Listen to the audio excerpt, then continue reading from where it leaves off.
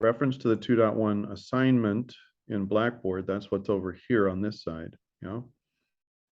And Windows processes and services, that's the solution. So we'll be using sysinternals for the module 2 solution to investigate some things in our processes in the Windows environment.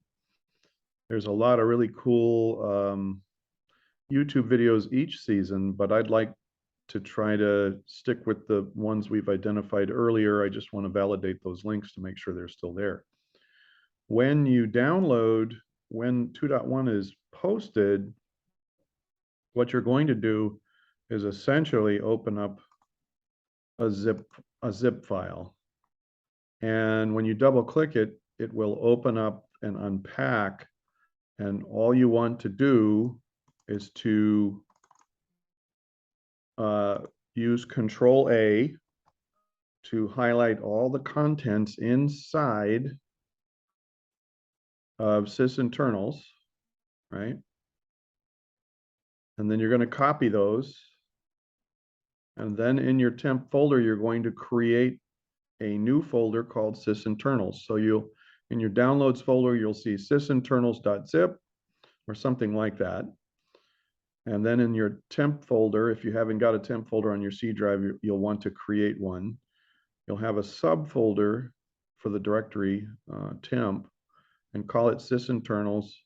And all you need to do at that point after you've copied is open up your empty folder and then paste into that folder. And that's all you have to do to install, okay? The download is not terribly large. It's under 100 megs, I think. So it is a quick and easy thing to do, but I just wanted to give you a preview of coming attractions in case, and I will not record a video on how to do it. I just explained that. Any questions about what to expect once the 2.1 assignment is posted?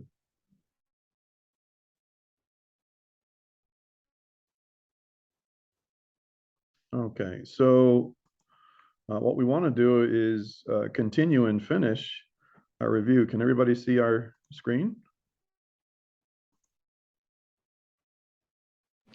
Yeah. So this is one of the last slides that we shared in our Tuesday session, and we said that this local procedure call in Windows, so this is within Windows, reminds us of what network protocol from CSC 243?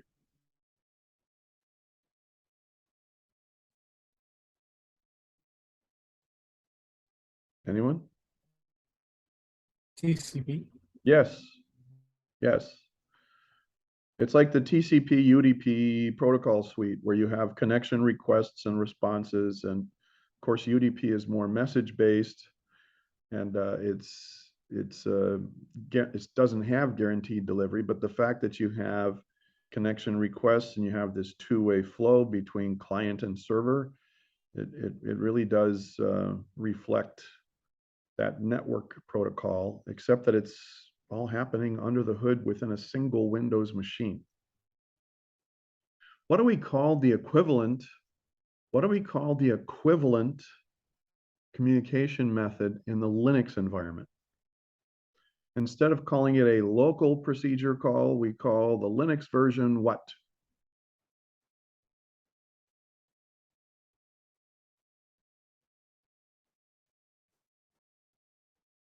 Anyone?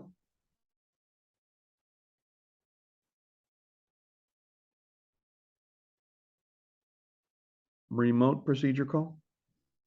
Everybody remember? Hello, is everyone there? Yeah, still here. Okay. Remote procedure call, which was originally developed as a part of a robust operating system that no longer exists, but it was early stages of the Mac OS X environment, the Mach OS, which some of the mechanisms and methods in the Mach OS have been ported and found their way ultimately into the Mac OS X environment. RPC, right? Remote procedure call. All right. What I do want to do is talk about communications in a client server context. So now we're shifting a gear. Instead of referring to process communications within the same system, we're going to take just a moment to pull up this reference here, right?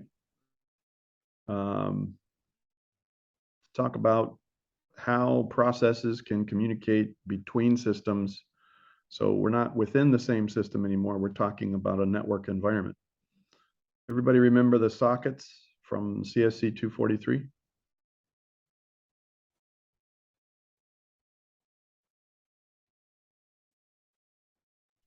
Kind of, sort of. Yeah.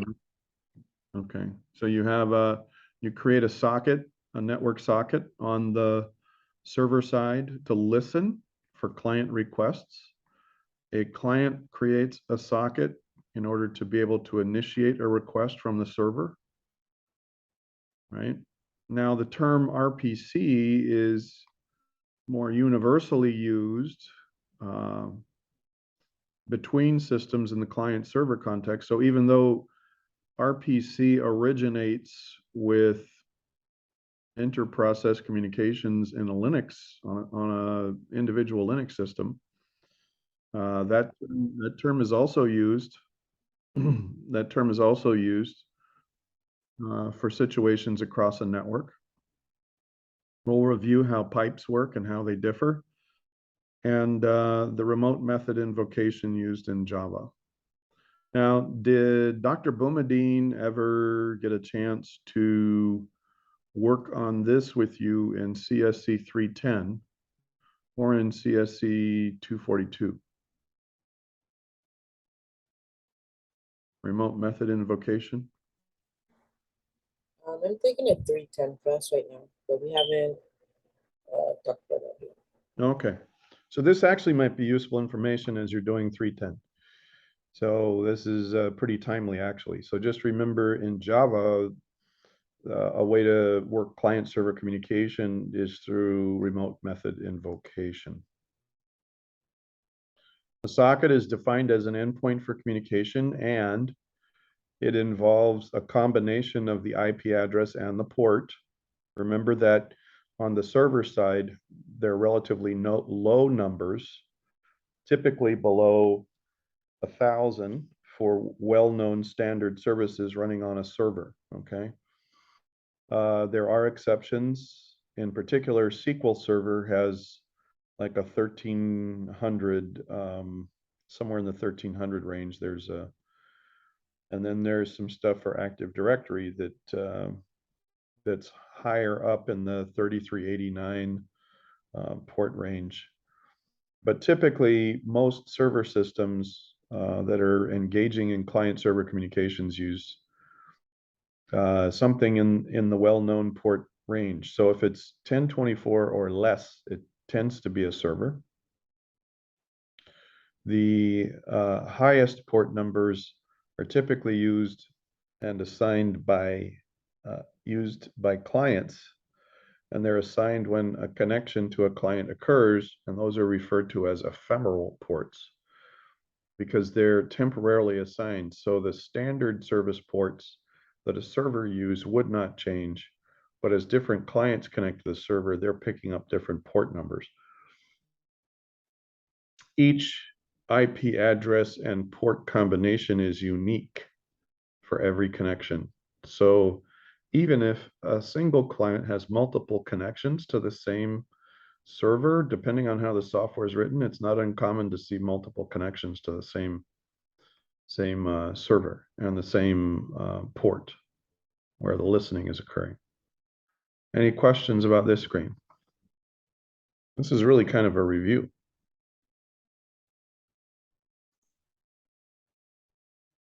So here you notice the web server. This is a well-known advertised port 80. And if it's not an encrypted website, if it's just a web server that's farming up HTML content, and you're working HTTP without encryption, the universally known port for HTTP traffic is port 80, and there's actually an RFC.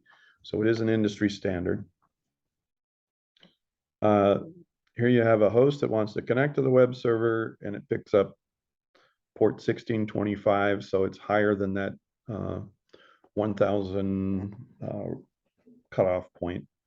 And so you'll notice that even if the server is connecting to another host, it's going to have a different IP address and a different socket, right? So even if the same, coincidentally, a random port is assigned and it happens to match another host, because the IP address is different, the socket is unique. So even if by a fluke, two or more connected clients happen to pick up the same port number, they each have different IP addresses. So the socket itself doesn't, there's no confusion there. Any questions about this particular interest?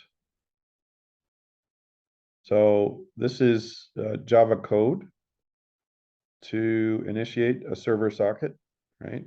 Remember that a server socket is what's built first, because you have to listen for connections. A server is listening for host connections or host requests. The dead giveaway in this code is, okay, we're listening for connections after the socket is built. And of course, there's some obvious Java references up here. So if I show you this code, nobody's going to say this is something in C++, and they're not going to say that it's a client side, right? Even though the word socket client, even though the statement down here, socket client, is listed, we're listening, and that would happen on a server, right?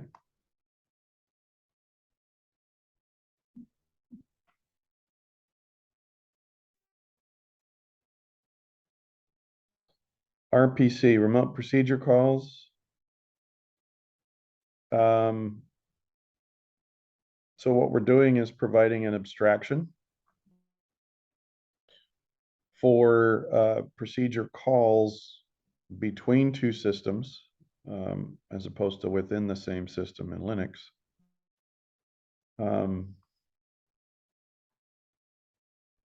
So stubs are client-side proxies for the actual procedure on the server. What are we saying? When a remote procedure call executes between a client and a server, there's the word proxy means stand-in. So there's an analogous procedure that's running on the client that's basically a direct reflection of what's there on the server. So it's a local presentation of the identical thing on the server. Does everybody understand that?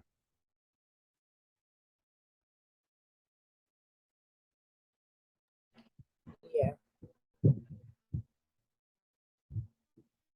So client-side stub locates the server and marshals the parameters. That term means, okay, once the client-side stub is up and running, it knows how to reach the server and it negotiates the connection parameters with the server, right? So the word marshals means provisions or manifests. So in RPC, the steps of this process are, you have a virtual representation of what's going on in and on the server. It's called a stub. The stub knows how to find the server and it brokers the connection parameters. So stub code in Windows, this is the Microsoft Interface Definition Language API that's relevant. So an assessment item could ask you, okay, for remote procedure calls between clients and servers in a window environment, which Windows API is used to set up stubs, right? Or it might be a multi-answer question where it says, you know, what's the first step and what's the Windows API called? Well, a stub gets running, you know, a stub is initiated, right? That would be the first part of the process.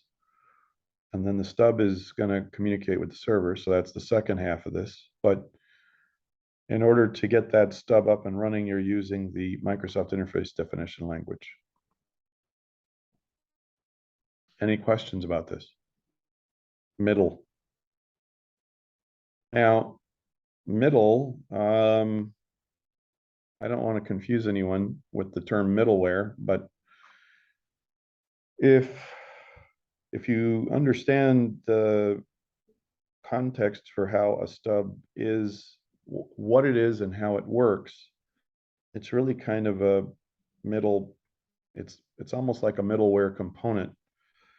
It sits between the client and the server, right? Does everybody understand? So think of the term middle as something that goes with stub. So a stub is between the client and the server. It's in the middle. Maybe that helps. Maybe it doesn't. I don't know. What do you think?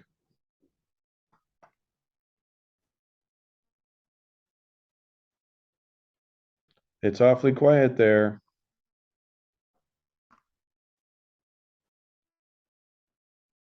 Yeah, that kind of makes sense to me. Has everyone heard of the term big endian and little endian?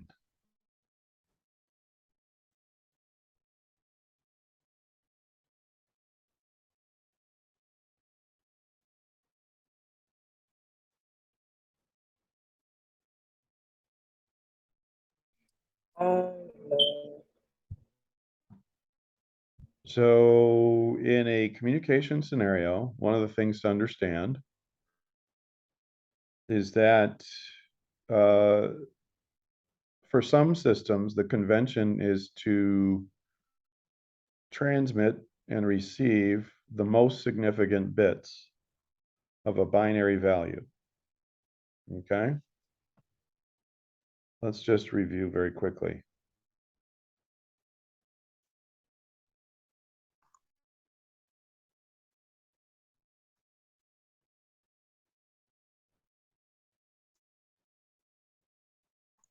Can everybody see the screen?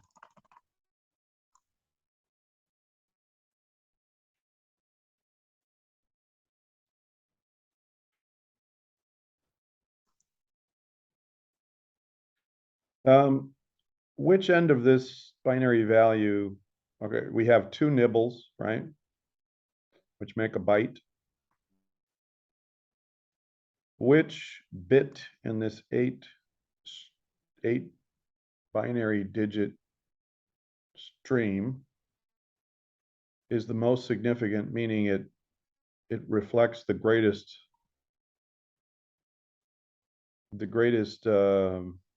value or the greatest weight.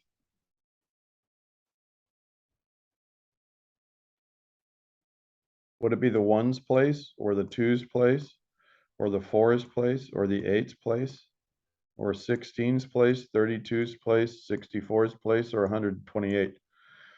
When you turn on one of these bits, which one results in the most significant change of value? Left side or right side? Left side. Definitely the left side. We would call those the most significant bits. Big endian. So as we're transmitting data and sharing information between processes, whether that's locally on the same system or between systems, what you need to understand is that part of that information exchange protocol, it's either set for big endian or in little endian. If it's little endian, it means that the data that's transferred begins with the least significant bits as opposed to the most significant bits. Any questions? That's kind of an oversimplification there, but I'm pretty sure that's a quick and easy way to think of this.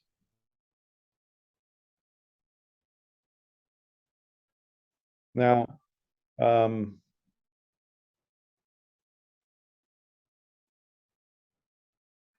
yeah, this distinction, I don't know that that's relevant right now. Says OS typically provides a rendezvous or matchmaker service to connect client and server. Those are, you'll find some client server solutions in order for there to be data reliability, that you have this this additional component that's supposed to help in terms of making sure that what was sent is what's delivered and so on, right? So one of the challenges between network implementations of remote procedure calls is that you have a lower level operating system interest that's interacting with another lower level operating system interest across a network between client and server. So there can be lots of issues, right? So this is a big statement right here. Remote communication has more failure scenarios than local. And that's just because there are so many layers of other things that can happen across a network between a client and server, as opposed to within a single system. That's nothing that should shock anyone, right?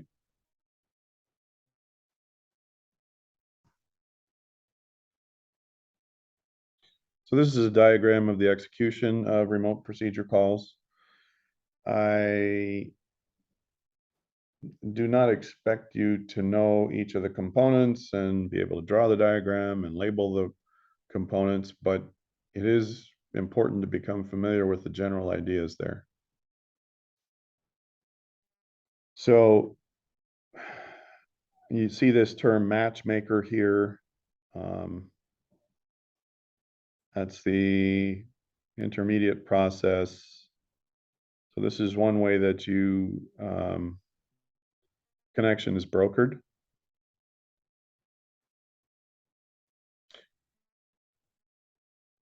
In Windows, what's the name of the component that reflects a virtual representation of what's running on the server? What do we call that?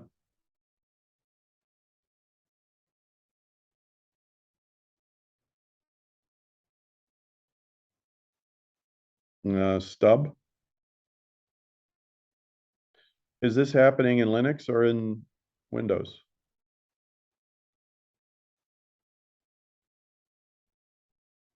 There's something on the screen that's a dead giveaway about which flavor of the OS is involved. And it'll jump out and bite you if you look at the server side.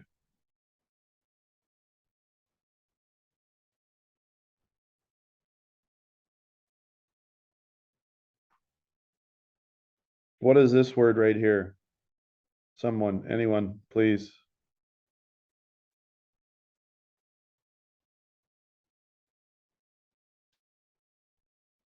Are you there? Yeah, I can't see where your mouse is pointing. Say again?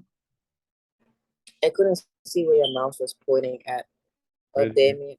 Damien. Uh-huh. Is that a Windows term or a Linux term?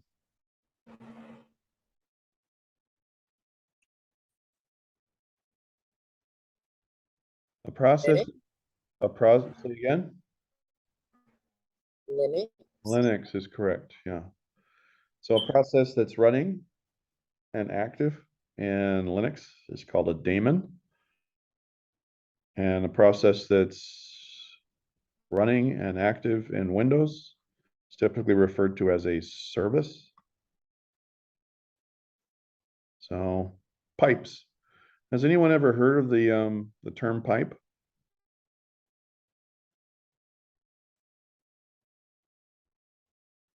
Has anyone Is everyone familiar with the character on your keyboard that's the pipe character? Does everybody know? I do not. Okay. I think it's in your study guide. If you look at the above the enter key on your right side of the keyboard, typically a backslash, correct? Can everybody check?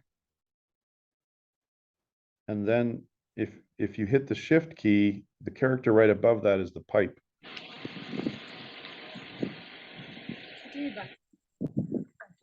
Looks like a really tall, thin. So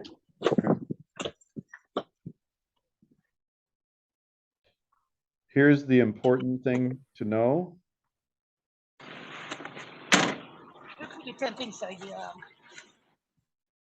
Okay. Luke, I'm gonna mute your microphone, Luke, if you don't mind. Okay, thank you. The important point about pipes is that it provides a conduit for two processes to communicate, especially where a parent-child relationship does not exist. So it is an internal thing. It's not typically across a network, right? And name pipes can be accessed. So there's a type of pipe. There's two types of pipes. An ordinary pipe cannot be accessed from outside the process that created it. And typically a parent process creates a pipe and uses it to communicate with a child process that created it. But the thing to understand is that there's a second flavor of pipes called a named pipe that can be accessed and used without a parent-child relationship. And that's really important. So if you had two parent processes that needed to communicate with each other and they were using pipes, would they use an ordinary pipe or would they use a named pipe?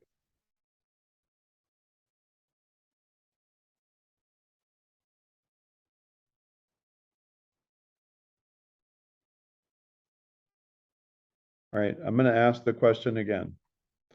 Let's pretend that we want to use pipes to allow two separate parent processes to communicate, and the two parent processes are not related to each other, okay? It's not a parent-child, it's not a parent process and a child process. It is an interest between two parent processes.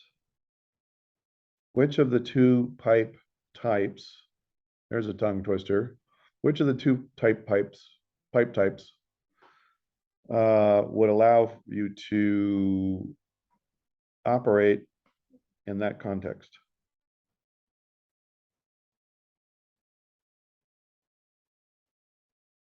Named types. It's the named pipes, yes. Okay. Now I know I'm kind of reviewing new content and then asking a question to check for comprehension, but I just want to be sure that everybody's clear of the distinction there, right? So typically pipes are not used over a network. They're typically used within the same system. So you could have two parent processes running within the same system. So we're not talking about, generally speaking, we're not talking about something that runs across a network, right?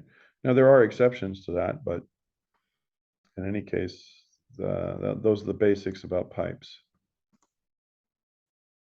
So here you see some basic information about ordinary pipes. And ordinary pipes are typically used where there's a parent-child relationship between two communicating processes, okay? So the context is, yep, you got parent and child. In Windows, these are called anonymous pipes. And then in the textbook, there are code examples. I'm not so sure we are worried about that, but I might show you this.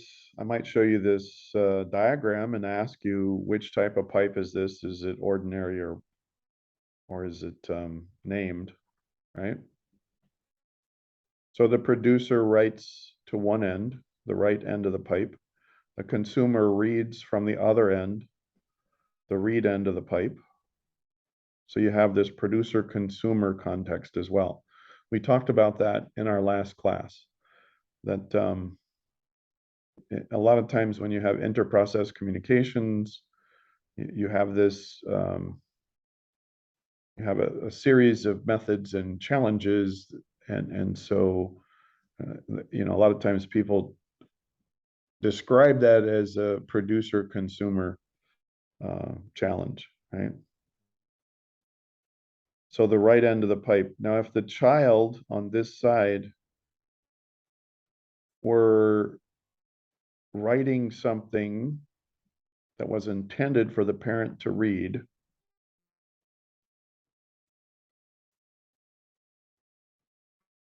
which side of the pipe would be considered the right end of the pipe?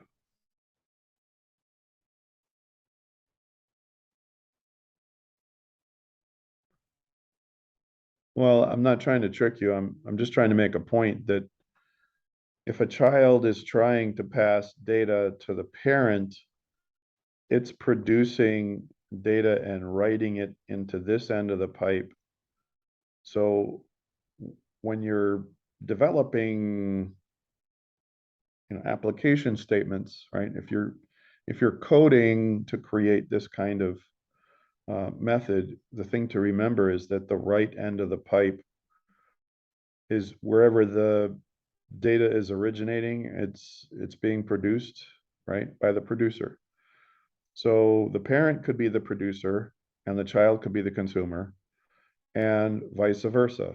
The child could be the producer and the parent could be the writer.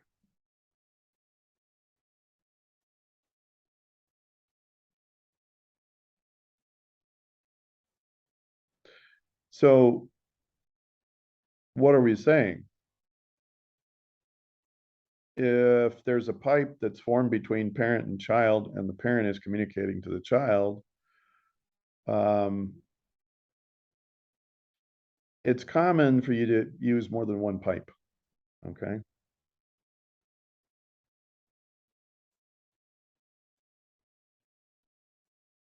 Especially if pipes are used to pass data between parent and child or child and parent, right?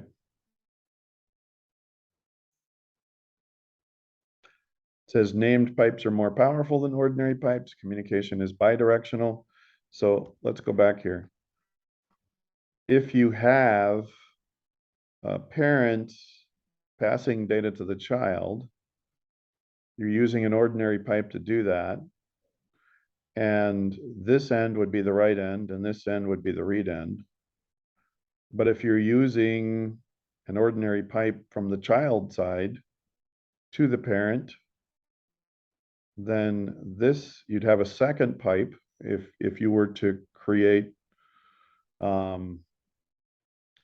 two-way communication for different purposes.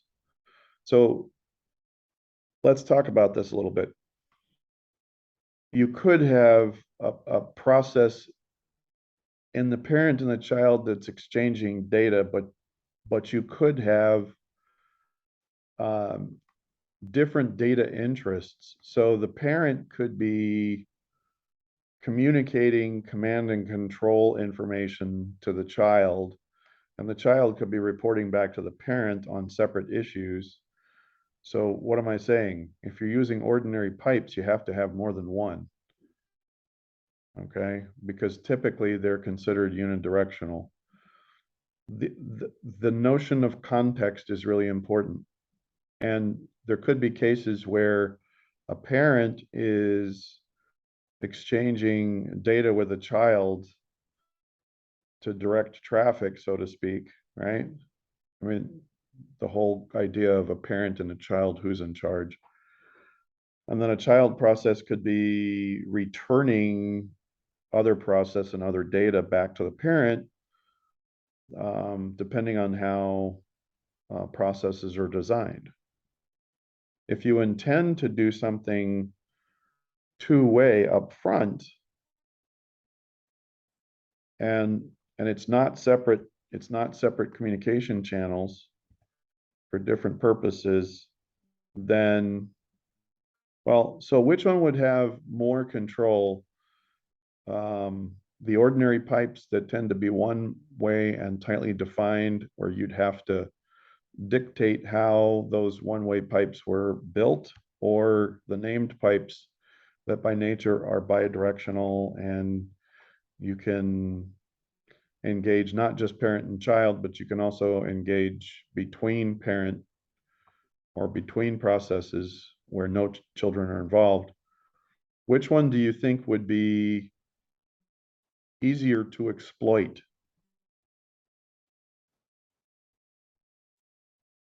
In terms of security, which one would allow a quicker, easier exchange of information in both directions?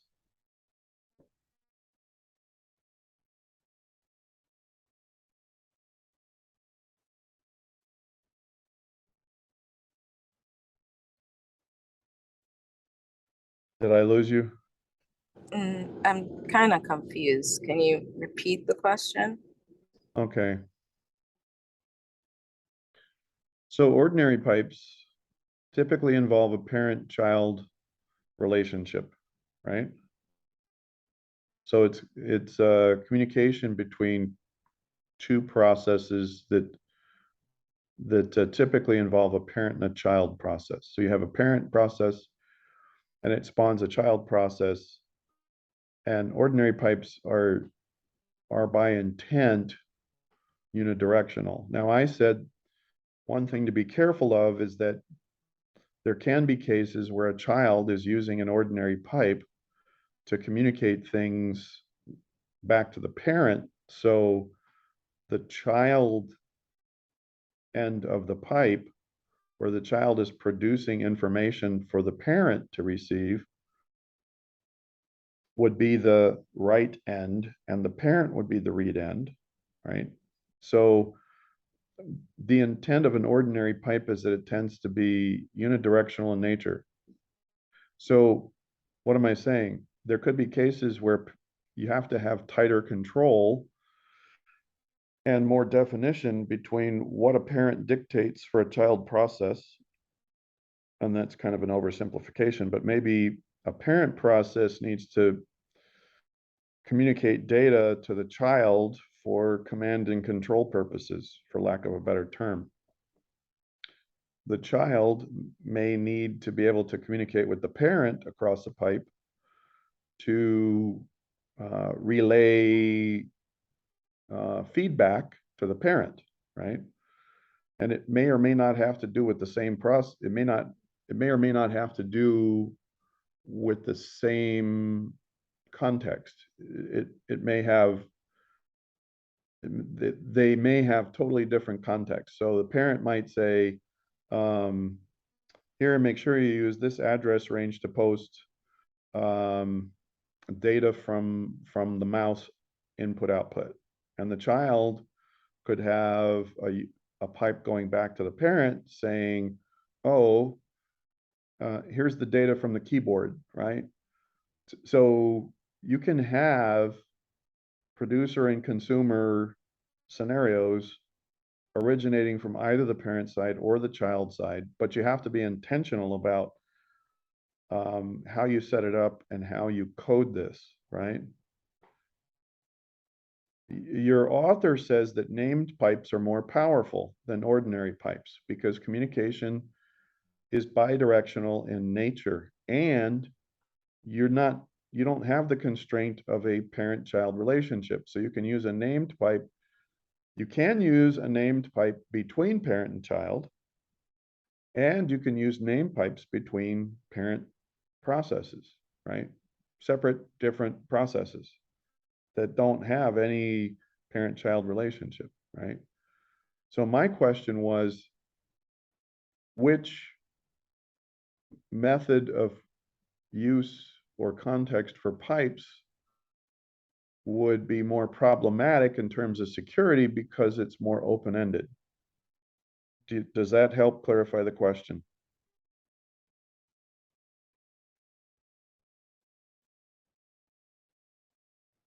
Yeah.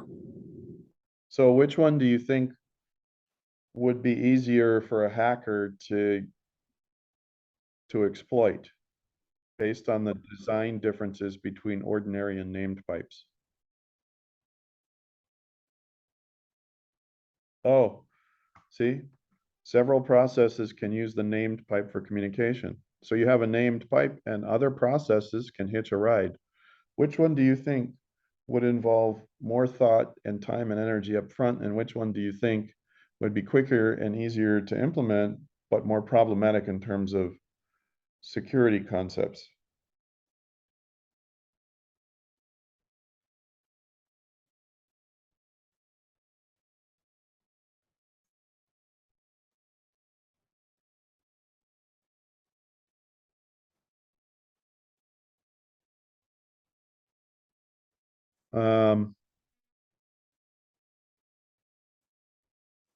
Any thoughts? Does anyone have any thoughts?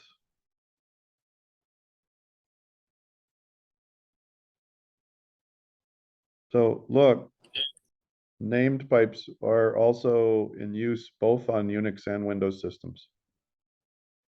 So which one do you think would be more prone to being exploited by a hacker? A named pipe or an ordinary pipe?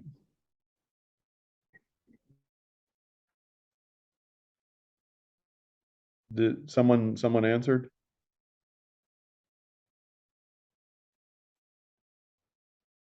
The named pipe is what I thought I heard. So I'm not sure I agree with the author's use of the term or the word powerful. Named pipes are more flexible and they support a broader range of contexts, and they're much easier to set up and use and much easier to, I think, for hackers to exploit. And those are things that you might want to think about when you're considering how to structure parent-child processes for security purposes. If you use ordinary pipes, there's certainly a lot more legwork up front, but you're defining exactly what and how information is passed to and from, and you have dedicated, you could say dedicated or segmented pipes. That might make for an interesting research project, like a graduate level research project, you know. How many software development scenarios involving ordinary pipes versus named pipes have proven to be more exploitable or vulnerable or, you know, cause more problems ultimately. And so that would be a very much in the weeds kind of investigation, but I think that would be a fascinating study because you could say, well, if people are architecting a very intentional and very tightly defined communication process between parent and child, oh, it's a bear getting that all set up and getting it to work cleanly and smoothly. But wow, if you use name pipes, you know, a Unix system can interact with a Windows system and vice versa. Multiple processes can use and access the named pipe for communication. So it's more powerful in terms of providing access and providing features, but sometimes bidirectional ease of access to data between processes wouldn't be the desired, you wouldn't necessarily be desired if it was a very secure system.